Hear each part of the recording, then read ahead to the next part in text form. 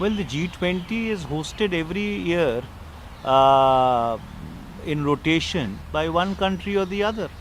And whichever country hosts the G20, they hold the presidency.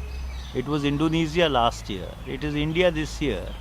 And if my information is correct, I think we should be handing over to Brazil the next year. So, therefore, the fact that the G20 is happening is not a once in a century affair. But all I'm saying is that as a multilateral forum, it has its own relevance.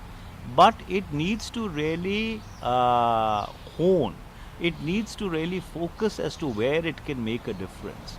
And given that the world has got fractured and almost a new Cold War is upon us, and the principal protagonists, antagonists have decided to absent themselves, what this G20 can really deliver is to see if we can articulate or if they can fashion some kind of a cohesive response to meet the environmental challenge, the challenge of global warming, which is critical and existential to planet Earth. I think that is where, in terms of non-traditional security, on the environment side, the G20, if it seriously applies itself to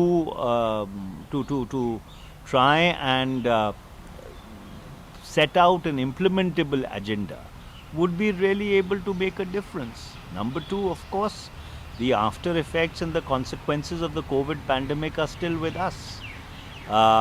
Across the world, you are seeing the after effects of the vaccine also manifesting itself.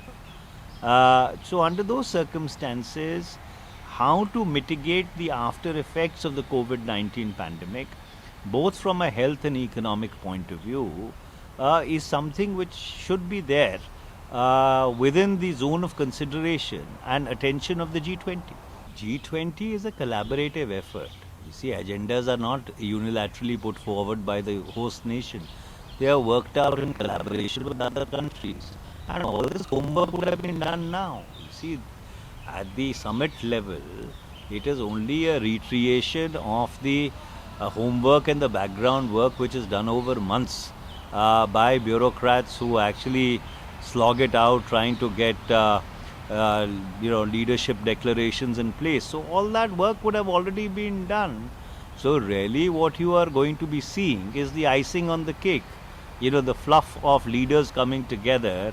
But the fact that leaders are coming together also gives an opportunity to try and have a razor sharp focus on one or two issues which are non-contentious and where they can make a difference.